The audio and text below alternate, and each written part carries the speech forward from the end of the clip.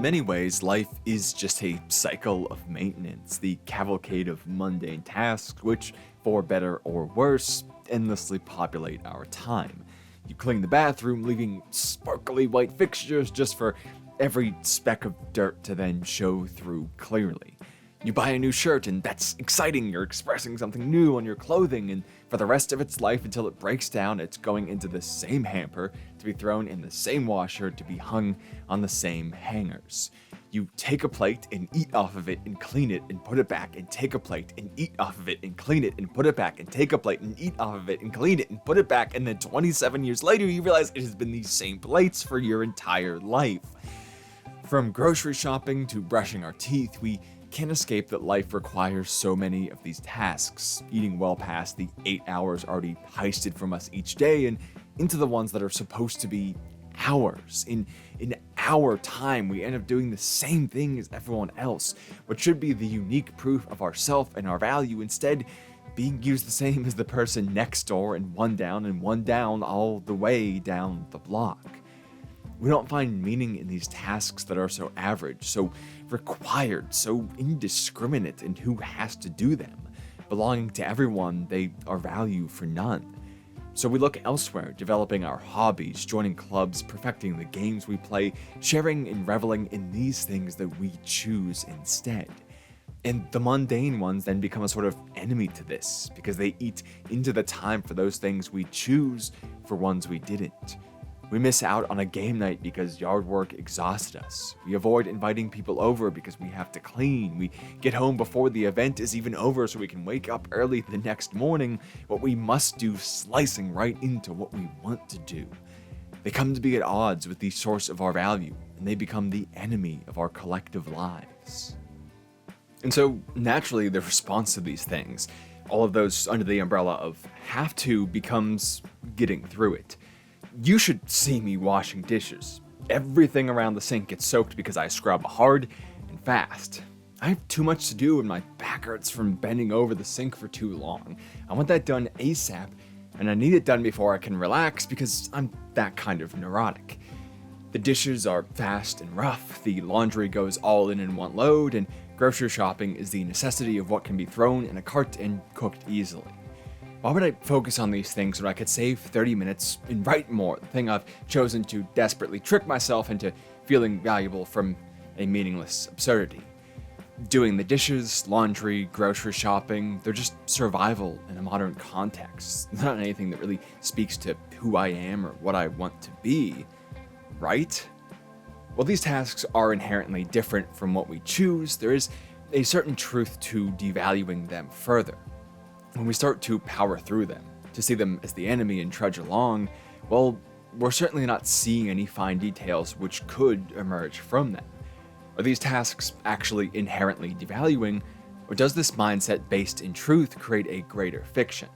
Do our worlds become split into have to and want to based on our own mental faults? This is what we see in quite an extreme context at the start of Bunny Drop. This girl here, Rin, is the illegitimate child of this old man here and this much younger woman who was his maid. Upon his passing, the family learns about Rin, as before she stayed with her mother when needed to keep things secret, so suddenly they have to figure out what to do with her. A whole person can't simply disappear, so a requirement arises in the passing of the grandfather, even more than the funeral, which seems to stress them enough. When they discuss the issue of Rin, we start to see why, as each one has a daily life excuse, a have-to excuse, about why they can't be the one to take care of her. There's a store to run, she's not proper enough to behave, so it'd be too much work, or they simply don't have the time. That last one is even the statement of a retired woman, the grandfather's daughter, so technically Rin's half-sister. The one whose state in life is to finally have time believes she doesn't have time to take care of a child, even when she raised two at once before. And of course this is fair, she's not wrong in saying how huge a commitment a child is. I certainly would not want to take one in at any point in life, especially not like their situation. But this is also expressing something quite depressing. A whole human life has become a have to, while at the same time being reasoned as such exactly because of the already existing have-tos. Because of dishes and the laundry, no one even considers this young girl who's their blood or what would be best for her, and instead seek to simply get through it, to deal with the situation and then forget about it, thinking the whole time what else could be done until it's no longer a consideration in their mind. Despite hating the have-tos, in a way they become a mental shortcut and a shield. By hiding behind the ones which are actually more required, we can ignore important things, make excuses for not trying in areas which could be valuable, but just not in the way we chose. In the funeral context, a required task in every family to exist, this is exemplified through tradition. In this example, the flowers they use at the funeral. The white chrysanthemums are a traditional flower for the occasion, being reserved for periods of loss and mourning. The family gather around and in turn place them on the casket in order to say their final goodbyes. Out of thousands of possibilities, these are what's chosen because of what they've come to represent. Whoever someone was, these are the flowers used. Even if they had a different favorite flower, like the grandfather's love of bellflowers, which are growing right outside in his garden. When offered the chance to pay respects by Daikichi, the grandson, since the rest of the family has mostly been ignoring Rin, she refuses to use the standard white chrysanthemums, instead running out to the garden to grab a few bellflowers, which she rests on him in their place.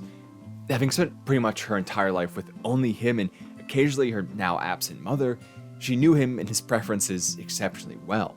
As a child who was more aware of feelings in the moment than long-standing traditions, she sees this as much more appropriate, looking deeper into who her father was and using that rather than going for a standard, easier path, rather than using whatever is traditional to simply get through this required task. When we engage with these long-standing customs, is it simply an excuse to make things simpler? To get through, not to make meaning of it. This is a family which isn't very close. They spend most of the time discussing matters of money and what has to be done about Rin in cold moments, commenting on how long it's been since they even tried to be together. This isn't really honoring someone they were super close to who passed. It's just something they have to do. So what Rin is doing in her childish innocence, not yet marred by years of getting through it, is expressing a counter to this, looking deeper to find meaning in what has to be done to see that a personal value still exists here. And this is also what drives Daikichi to take his next actions. If a child could understand this importance, then why couldn't a room full of adults understand something even more pressing? The whole time he's been off to the side of his family, holding his tongue as they all come up with excuses to abandon a human life. We understand easily why this family is so distant from his reactions. And to put a backing to his thoughts and his anger, he stands up and takes on what no one else will, asking Rin a question instead of speaking about her. Do you want to come home with me? Since he's been the only one to actually slow down and see her as a human and not as a task this whole time, she agrees, and this 30-year-old single businessman working long hours is suddenly a father. He had just as much reason as anyone else to say no. He gets up early, works until late, has a few drinks with his peers, and gets home to sleep and do it all again. His time is dedicated to the company. Even if he just said, "That's not my lifestyle or my choice," it would have been accepted. We all understand the toll. But as Rin did, he sees the potential for something more, a life and not a task. With all its possibilities and potential, surely something great can come from this, right?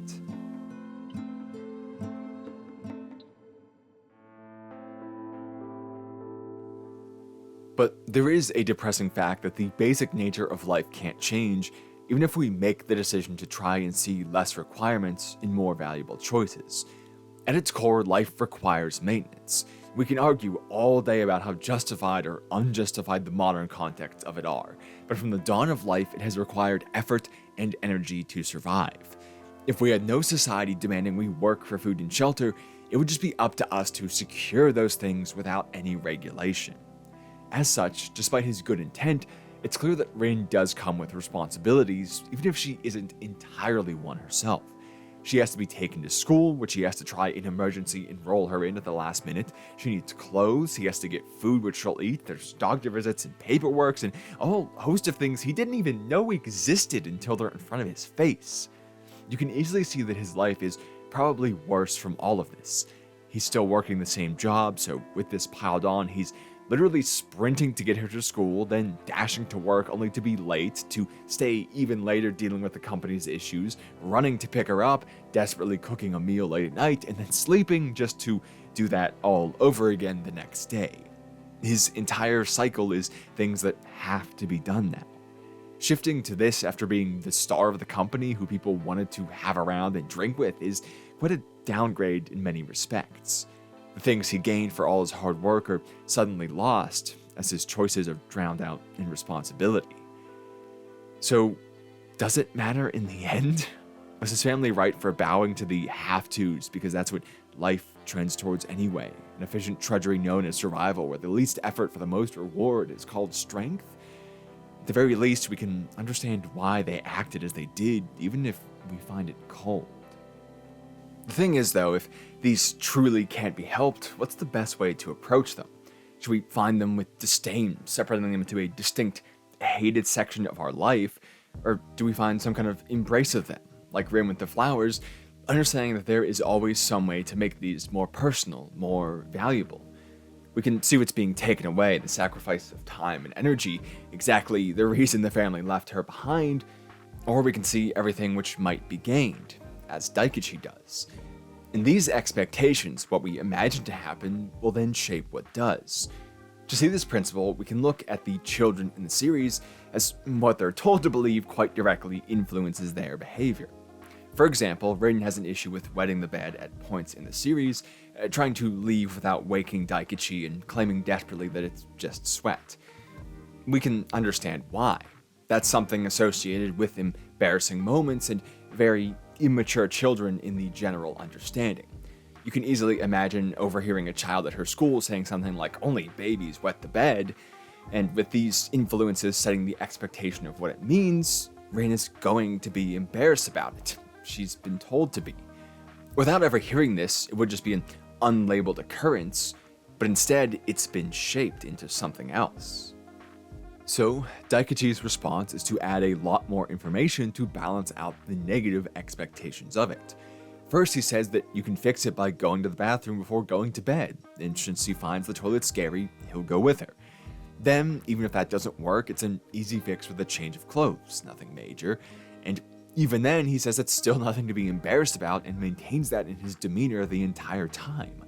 Seeing this earnest information that sets a different expectation, she's easily comforted and never becomes an issue in the series progressing from this point. He's added many more possibilities to dilute the whole. What was once overwhelmingly negative is now at the very least mixed. An important figure in her life has outweighed the general embarrassing tone applied to it, someone personally valuable to counter the impersonal negativity. Her conceptions shape the reality of the situation as he easily changes them. We see this again and again in the series, with the adults later on using essentially a placebo to help Rin feel better when she's sick, with a magic gruel that cures all, and telling her there's a tasty treat waiting, which her medicine has been mixed into. Where before she felt like it was the end of the world because Daikichi was acting as if it was, setting her expectations, and she wouldn't eat because it was seen as a need, now she feels fine because they act as if she will be, and she wants to eat because it's, well, a want. They said it as something to be desired, not needed. Expectations easily create a reality. Well, it's most obvious with the children. We see this with the adults as well, reflected in how Rin acts around them.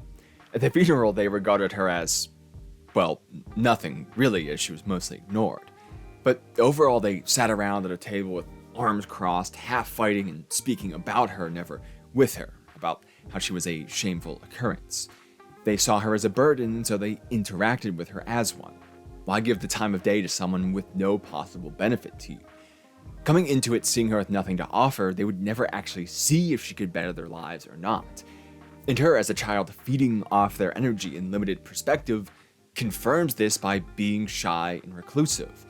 Why would she want to be around these people giving her cold glances and arguing? The expectations create their reality. We see this in the final episode, where Daikichi's sister comments on how Rin has changed a lot, and he responds by saying that maybe this is just who she always was for this reason. Because what changed wasn't actually Rin, but how receptive they were to who she was. They're finally allowing her the space and energy to just be herself. This is because once he takes her in, the context changes. She's now not something to be dealt with and done with, but something they have to accept since he's made her part of the family. What could once be done and forgotten about now has to be seen regularly, which changes what they'll try and make of it. Daikichi's mother listens to his words that her energy feeds off of theirs, and so she comes into the interactions with the child smiling instead, trying to engage with her in a brighter way. And what was once a burden instead becomes enjoyable, a way to enhance their lives as they swoon over their new, essentially, granddaughter. She showcased the skills that her father must have taught her, like cat's cradle, something she would have in common with her biological half-sister, socially her grandmother, because they were raised by the same person. And I bet she never even thought of this before, just how much they could have in common here, how much to connect over. Through this, which was created by deciding what could be shared and enjoyed from time that was going to be spent anyway, that is, making the best of a have-to, they begin to bond, with Rin showcasing a considerable skill for the things they both know. There's something to be learned here, to be engaged with and enjoyed, and Daikichi's mother is ecstatic, suddenly breaking out other old toys for her to use and old clothes for her to try on and be excited about. This literal use from things which were once simply sitting around makes the point extremely well. This is what was missed initially, that at a basic level, Rin being around would at least put purpose and specific value to useless objects gathering dust. The happiness of a child, something meaningful, could be achieved in a very simple way, using what was already there, as long as they see a reason to do so. However, the benefits are also social and emotional between the family as well. As we stated at the start, they're quite distant, coming to see family affairs as a matter of what must be done, not what could be gained or enjoyed. So they see each other minimally and interact quite coldly. But now Rin forces a perspective change. A single father, Daikichi is going to have to rely on his parents to take care of her at times, like when he goes to clean his grandfather's house, in addition to searching for clues as to her mother's identity. This is a requirement all around. House needs cleaned and someone has to watch the kid. But from that requirement, once he sets the mindset that it can be a positive thing, something great happens. He has a reason to be around his parents again in a better context, interacting happily for Rin's sake and bonding over memories he can now understand better as a parent speaking to a parent. Memories he had of his own parents change for the better with this new context and understanding. They can think about the grandfather in a new way, coming together to pay respect properly at the end of the series a year later, because they have someone who he was the most important person in the world to. They have a reason to see it as more meaningful. Daikichi's cousin Haruko has a reason to come over since her daughter Reina enjoys being around Rin once she opens up, leading to her and Daikichi having meaningful conversations and supporting each other as parents. Many great things come from Rin being around once they see the potential for them, embracing what can be gained from a responsibility rather than what might have been lost. A whole family almost missed out on basically having their entire relationship saved because they were too worried about having to do the dishes and the yard work. That's why the mindset is so important, because of how easily these things can be missed when seeing everything only as their costs.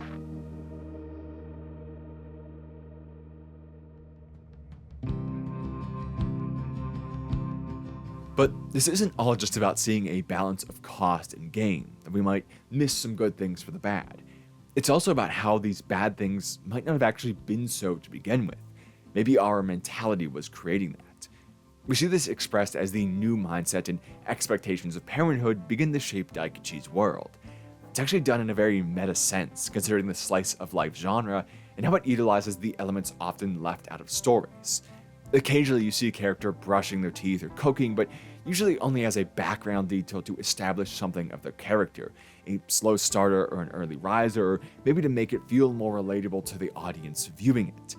These are elements used to communicate something else under dialogue, speaking about more important matters, not a focus of their own. somewhere these characters are eating and sleeping and going to the bathroom, but we don't see it because that's just to facilitate something greater, mimicking our own approaches to life, where daily tasks are just the means to tell our own greater story. But here, we see nothing but required tasks in mundanity. It's grocery shopping and brushing teeth, it's picking up from school and commuting, it's spending time with family and cleaning. This is the show, a cavalcade of things we often find utterly boring and meaningless, and here it is being super engaging and keeping our attention. A vision of daily life starts to be something more. We'd say that we're interested because of what these soft, simple moments actually say and mean under the surface. A father taking a minute to explain cereal to his daughter so that they can try something new. It's not actually the task itself, but what they've made of it. We can see this for the focus of a story, when it takes our attention, draws it out, and makes it plain and clear. So can we see it in our own lives as well? It's possible for our minds to make a lot of meaning out of it. I'm literally writing an essay on it right now when I only passed literature in school by 1 percentage point, so we know it's possible with the proper mental tuning and mindset, right? Once again, the best way to see it is in the perspective of a child, because it makes the meaning which is possible in these moments clear, yet to be corrupted or jaded. The key thing is that they have yet to really understand things as a cost. To them, everything is new and novel, in contrast to us, where many things go unconsidered each day. Like Daikichi going down the cereal aisle, there's nothing new here. Maybe some different brands, new items, a different flavor, something you knew before, but we don't pay attention to it. It's all just faded into the background. We've had cereal before, it's not really exciting. I mean, kind of think about that a little bit. Not just with cereal, but say grocery shopping on the whole. Probably once a week, we walk down tens of aisles stocked with hundreds of products, almost limitless choices on how we'll feed ourselves, the efforts of thousands of people to produce, brand, market, stock, and a whole host more to get this all right here for us to look at. And for the most part, it's simply routine, done with angst over excitement. Mundanity isn't really boring or basic or even easy. It's just that it's common, so it feels that way. Now, for Rin, on the other hand, having been raised secretly by an elderly man, she hasn't had cereal before. She doesn't even know that it's something you're supposed to pour milk over. Daikichi letting her get a box of it to try is nothing to him, but is everything to her. Something new and novel, something to wake up excited for the next day. As he explains, it's for breakfast, not a snack. A chore becomes something much more in her perspective. The bounty of these aisles a playground for her mind to pick and choose. And this is passed on to the adult as well because of what they receive in their child being very happy about it. They get to explain what it is, what their favorites were as a child, and something they forgot and stopped enjoying can once again become worthwhile. A decision to share and pass on something millions of people have eaten, but a memory only they specifically made. An experience not shared by all, even if it's similar to many. How many more things does this apply to in life? It's not just shopping, but cooking with the ingredients we buy, for example, like when Rin asks Daikichi for a knife of her own, and at first he reluctantly considers. It would be pretty stressful, having a kid working with something so dangerous. It makes something which is already required, cooking and meal prep and everything, into more of a requirement, adding more stress the whole time. However, he eventually concedes and buys her a kid's knife to minimize the danger, and then from there takes the initial upfront time to teach her how to properly use it. The requirement then becomes something more, as once again he decided to teach, to pass on something specific and enrich the life of someone else through his choices. He can see his own skills being inherited by someone else, find satisfaction in knowing his life has had that kind of weight and value to it, and in that is a lot of happiness. Daily tasks turned into exactly what we sought to rid ourselves of them for. Even at a basic level, the upfront cost of teaching her how to cook is outweighed by how easy it could make so many more meals in the future. We see this with small moments over the entire series, where normal things we'd often forget about gain a new meaning, with nothing more than a perspective and the intent to provide them such. There will always be things which must be done. Splitting our lives into the wants and the needs with a harsh line might seem to maximize one over the other, and I think there are places where this is good, like work-life balance, keep that line, people. But in other cases, it makes us miss what can truly be gained from the requirements. to take the maintenance of our life and realize that even if everyone does it, only we do it as us, with our collection of experiences, relationships, and memories. If we decide it is unique, it is, even if that just means the view from our kitchen window being one we enjoy while we wash away. An extra minute to appreciate that can mean more than we think. I don't think this is saying that Daikichi's life is strictly better now than it was before Rin. It's simply different. The benefits he once knew, like being looked up to at work and the enjoyment of letting loose with the people who praised him, are simply replaced with new ones, like the smile of his child. The point isn't that having a kid or doing something more traditionally meaningful is better. It's your life and you have to spend it as you want within reason. The distinction is simply that a child is the most obvious way to present the change in mindset, which allows so many people to find value in this thing, forced to consider the world in a new way. This could be anything from a new hobby to a new job to literally whatever we decide. The important part is that what often feels useless can become, well, the important part. What he's done is widened how he takes in value, ridding himself of that split in life between what is desired and what isn't. Instead of living in service of something else, he's now just living, enjoying every moment for what it really has the potential to be. The common things have become uncommon, and his life has a distinct value to it now, even as he comes to find many others with similar experiences. But in these experiences of other parents, the show also stresses, well, stress. Everything holding value can be pretty great, but that means every moment is important, and importance doesn't have to be positive. It can be dangerous and stressful, requiring more attention and energy, leaving us less to approach the positive aspects with, and creating the mindset that kicked off our whole discussion to begin with. For example, we see a small background scene with Haruko meant to set up her troubled family situation, where Reina is watching a very violent and adult show that we overhear because Haruko's mother-in-law has it on without thinking. Busy cooking and trying to answer the phone, she doesn't have the current ability to go and have the whole conversation about the channel needing to be changed. This relies on the same principle as all the positive aspects. There's something that's just on, background noise to her. Most of us have something playing all the time, so we understand this. And yes, I know you're doing something else right now, so we understand how mundane background noise is. It's on just to be on. But now, having a kid who's impressionable and focusing on such new things, suddenly literal background noise becomes something meaningful too, in a stressful way. Something else to have to watch out for, something you don't want to share or pass on. Meaning includes the potential for stress. It has to. If it didn't, then things wouldn't matter to begin with. It has to be able to have an impact, to have importance, and that has no inherent good or bad to it. Now, this does have the opportunity for a better change. Daikichi, for example, remembers the olive trees planted for him and his sister at birth, something they could literally grow up with. That's quite a meaningful sentiment right there. He tells this to Rin, but upon explaining it and the conflicts it caused with his sister, he actually wonders why he's telling her about it, because not all of it is actually a good memory. But this motivates him to pass it on because his intent can make it something more overall good. And this is something really to note. It's not just meaningless things gaining meaning, but also ones which already had a negative aspect that can be turned positive. The mindset and perspective, when used consciously, can allow us to do this, put new spins on things we disliked. After all, it's being observed by someone new. It has to change. The same way expectations set reality, we can allow them to observe it in a positive context that we might have never known. But this same situation also shows more of the risk, because in thoughtlessly bringing this up, Daikichi leads Rin to a realization. Even though they're planting something for her to grow up with now, he and his sister had this done at birth. They had parents who went out of their way to try and craft something meaningful like this. Hers only happened now, all this time later. No one cared as much about her as an infant, it seems. What was supposed to be happy in a generic context becomes sad with her specific context. The perspective she brings has some inherent truths which shape things in ways someone will miss unless they know them well and keep that knowledge actively in their mind.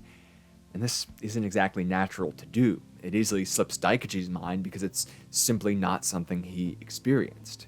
He only knows it by seeing Rin's reaction and hearing her words, so Had she not explained it, he may have never caught on at all, and she would have just been left with this sadness.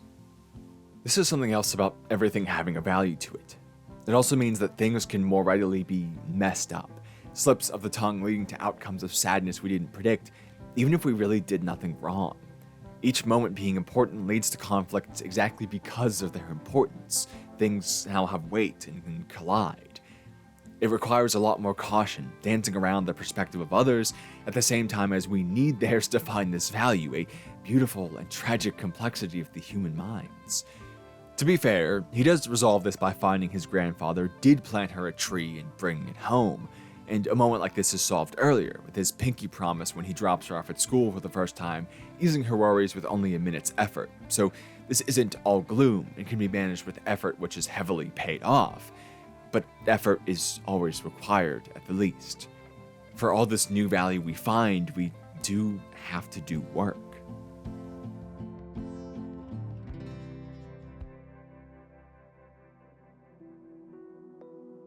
And sometimes making the best of it does just suck.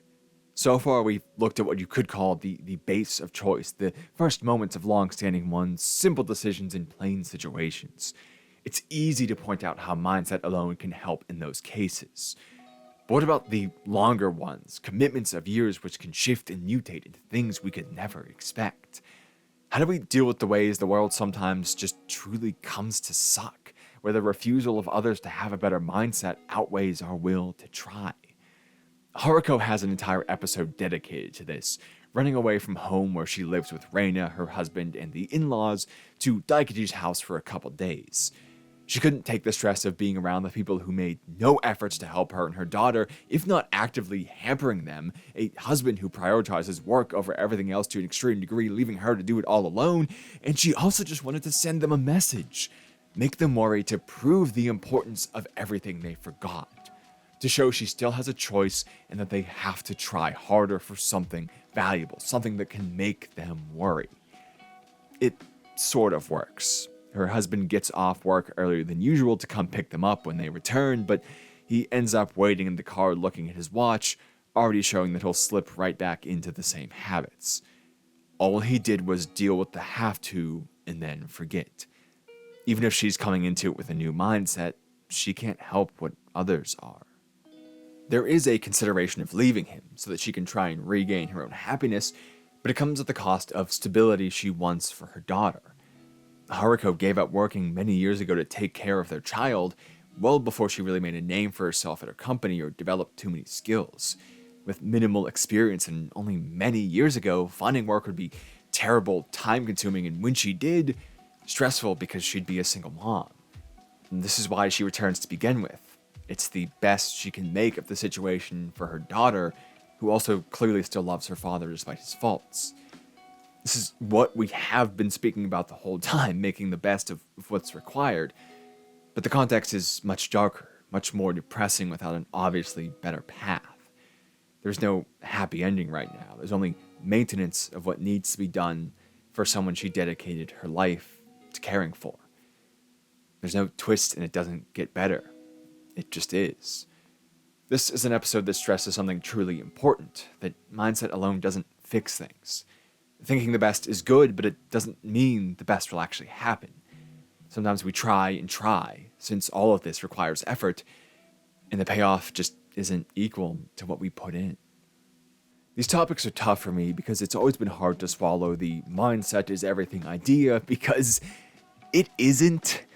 I'm only talking about this now because it has this episode, as well as early on showcasing Daikichi having to make changes in his life.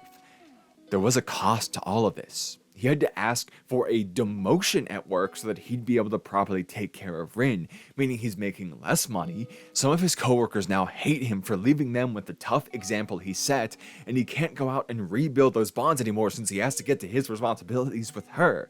The longer this goes on, the less likely he's able to move back up the ladder again, and this is his life. Sending out the packages he once set the orders for. To be able to make that child smile cost a whole lot. He expresses a mixture of hope and pain in this when he says, "Right now, I can't say it isn't a sacrifice without lying, but one day I hope I'll be able to."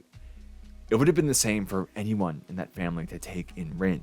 At the most basic, it takes money and space to have a kid in your house, more food, more clothes, literal costs before even considering the complexity of a human life, the emotional and mental toll. It is a cost, and no matter how we approach it, this is true. We see this with all the parents in the series who give up careers, get divorced, and lose the time they once had for whatever they desired to be able to raise their kids. And you know that this is a good story because saying all this, writing about it, just thinking about the story and its themes and how it presents them all, it does come to make me think about my own life, especially about my father's part of that in the life he had.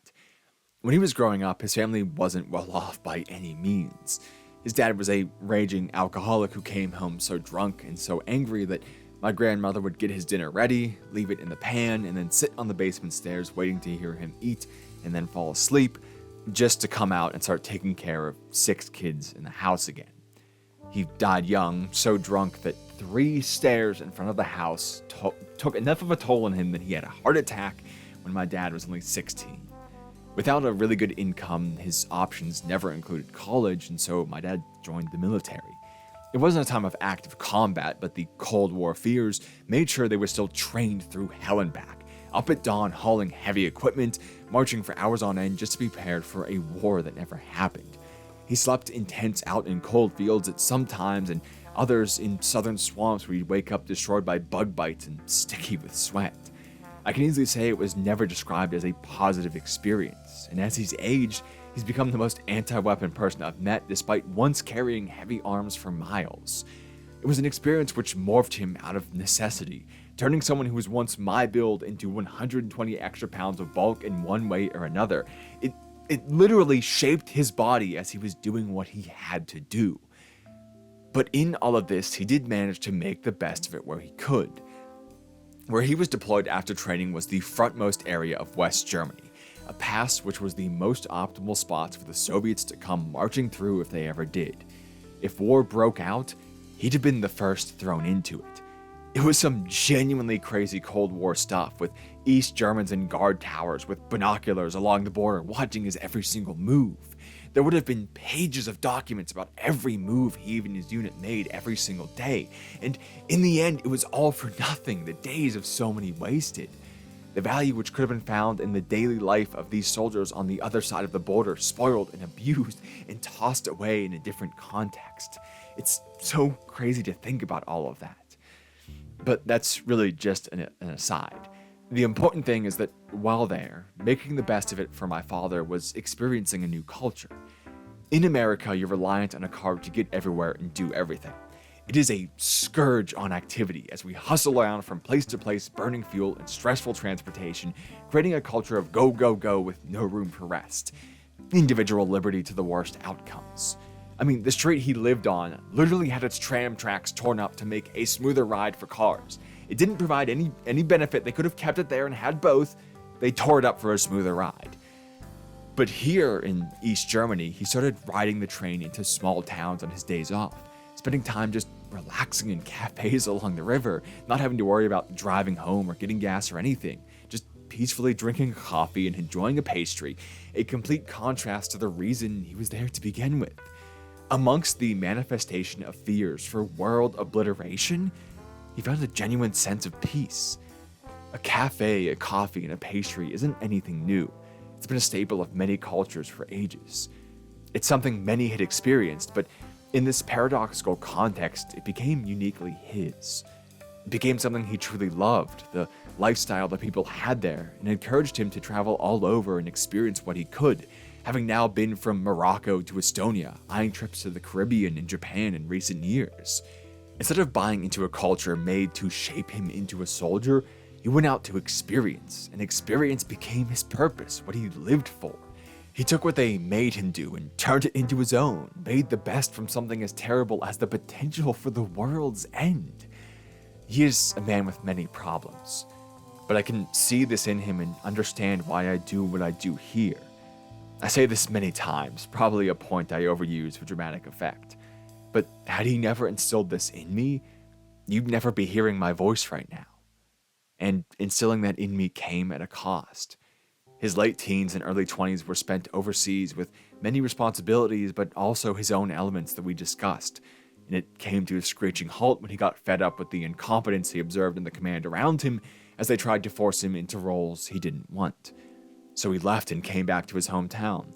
He met a woman whose family grew up only a few blocks down, started working pretty demanding jobs to make money, and with that started a family. 2 kids 2.5 years apart in the late 90s.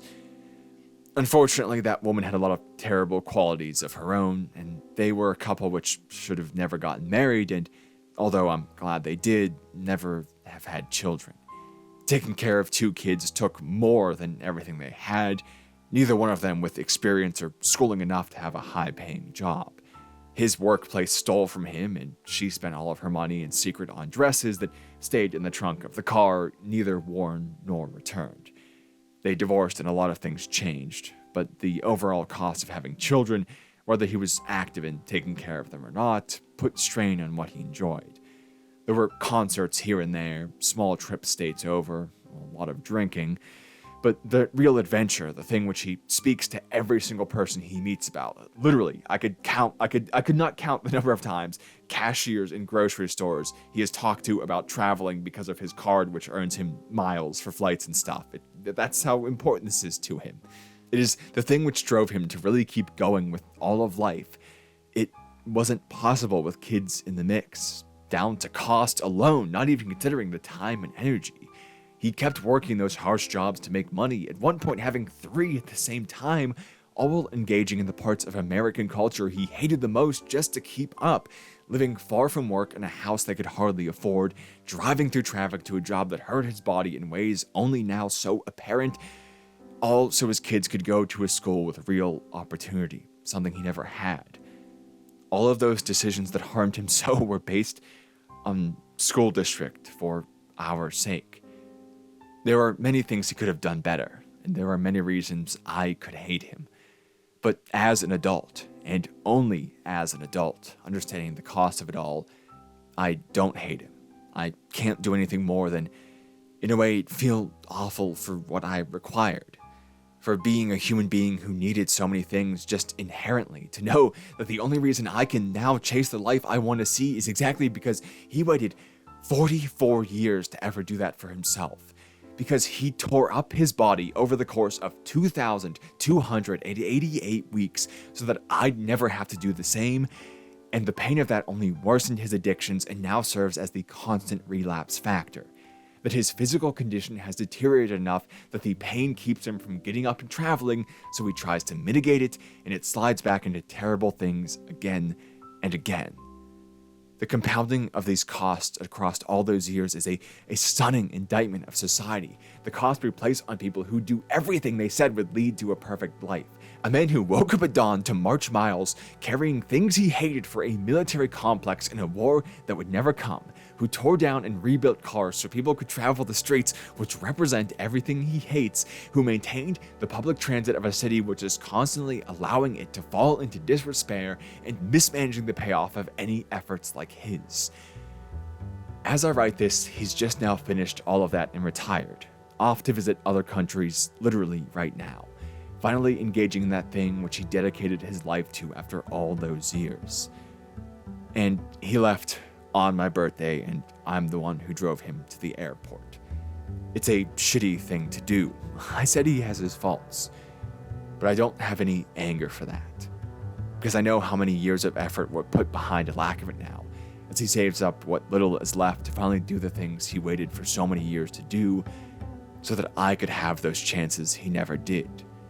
That's the fucked up thing about it all, right? That's the fucked up thing about this whole indictment of society statement, that I feel bad about having existed and having a cost to myself, because I can see so clearly that cost in his body, in his mental state, in his physical condition, and how much was given up just for a person to exist, a person society needs to have to keep producing and keep maintaining itself, a thing people need to do that is made to cost so much.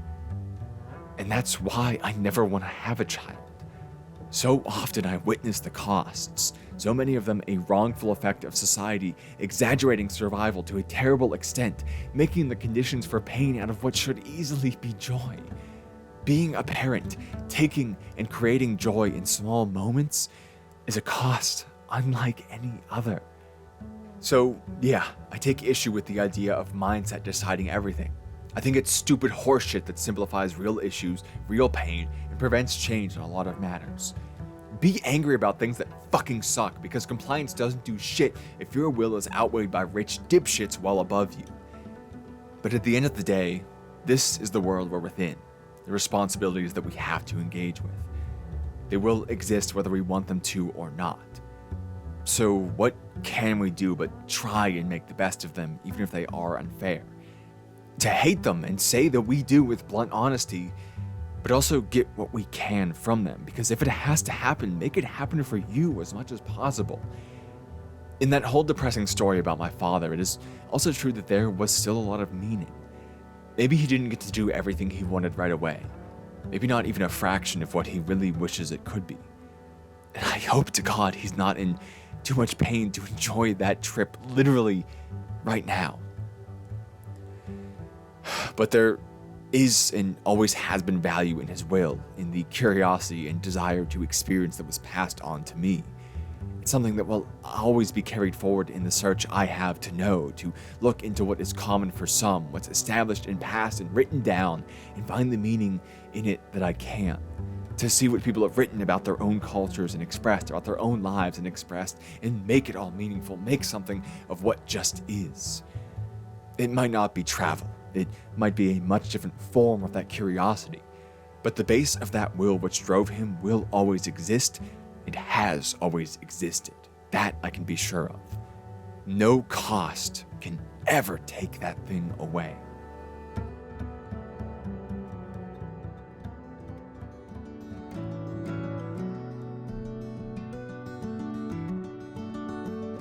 So you have a kid, and a lot of parts of it can be seen as stupid responsibility. They come home and it turns out they have a jump rope contest they want to practice for, and it literally leads to nothing more than a certificate they'll forget about and a toy you have to buy that they'll never use again. And that sucks. You could not do it, but that makes you a pretty shitty parent. So you become better by putting your will into it. What's the best you can make of something that has to happen? This is why all the dads of the show wake up early and travel to the park and begin to jump rope with the kids. Because they could sit around and be kind of mad to have to be giving up their time. Or, a little bit better, they could stand around and chat while it happened.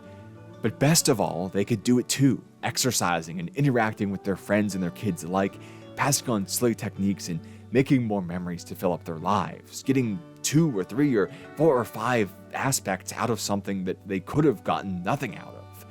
In an easy and simple way, they ensure that this thing which must occur will be as good as it can be. It's not changing the world with a thought, that would be stupid. But it is changing their worlds, and for the better. And this is what we can always control. We can keep our eyes open for things which in our world can be meaningful, refusing to become simply an agent of the have-tos. And then when we find those things, when we accept it in its costs, digging into the benefits to get what we can out of it with our mindset, a small scale that we certainly lord over. And if everyone does this, then the large scale gets a lot better too. The parents have much less time than they ever did, as Daikichi confirms when he asks them about the costs, still wondering a year later what he did at the start. How big of a sacrifice is this? But their response is that it's really not. It's just a different way of life. One of them says, no, she doesn't have me time anymore. But her time with her son is still hers, and that's precious. More precious than anything she'd known before. Something so valuable that it can make us see the dishes and brushing our teeth and grocery shopping in a new and exciting light. Something that can drive us to make the best of what we have to live each day without regret, looking for all the small details that can enhance all the moments we come to love. The responsibility, one they chose, is their motivation to be the best they could ever be. To make memories out of things they used to toss to the mind's forgettable trash.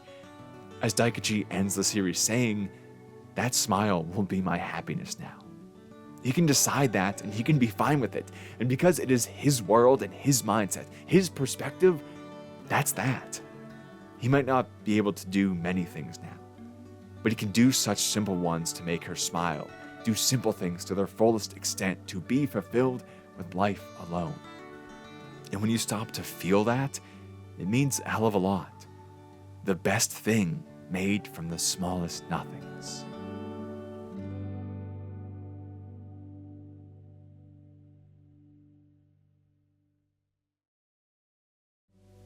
And that will wrap things up for this one. This is a more hopeful ending, so I don't think it needs this at the end, like some of the other videos have kind of had that very depressing final note, and it just ends. This one's happier, so I probably could have let it just ring out on that last statement, but I want to get back into doing these little stupid intros that ruin my watch time, because this is such a great thing to try and do for a job. Anyway, Bunny Drop, I forget how exactly I found it. I think I was looking through series similar to A Place Further Than the Universe. There was like a specific mood I was in to kind of look at something more like completely grounded in reality, something that didn't have any mystical elements, like, you know, even anything aggressively psychological or stuff like that. And it's always really great when I find something surprising like this that's well out of my usual wheelhouse of genre. You know, when you look and it's like I'm talking about Lane, Psychopaths, Ergo Proxy, all these dark, very technological kind of series. And then you have stuff like A Place Further Than the Universe or this, where it just, like, there are these very simple series that do one thing and do that thing or those couple things very well, and every scene feeds back into it. And this is one of those that so fantastically did it with only mundane scenes, like only normal, average, everyday stuff, and to make that so entertaining and engaging through like a mixture of, you know, having comedic moments, meaningful moments, calm moments. Overall, just such a fantastic series. I don't think it's 10 out of 10, but it's for sure 9 out of 10. It's up there in the rankings, right with like A Place Further Than the Universe. Anyway, that was a long ramble at the end here. Let me know what you thought of the series down below, or if you have anything to add on to this. This is something very different because for years I very much resisted ever the idea of making the best of things that have to happen, because I want to stay angry about the things that I think should change. And I hope I was able to communicate that well in this video, that this isn't something that addresses every problem, that doesn't fix them, but can just let us find more personal value in some of these mundane things or daily tasks, while still trying to change the overarching structures that really depress us. I hope that was communicated well. What's your reaction to like this message and how you implement it and all those things? Obviously, me asking for comments is somewhat biased because that engages with the video, makes it do well in the algorithm, so I always want to mention that up front, but I do look at them and I do want to know what people's response to this is, like kind of different for me. Anyway, important links in the pinned comment, Discord, and most notably Patreon, where these lovely people above me help support me in doing this every other week. But anyway, a big thank you to everyone for your time, and I hope I'll see you again soon.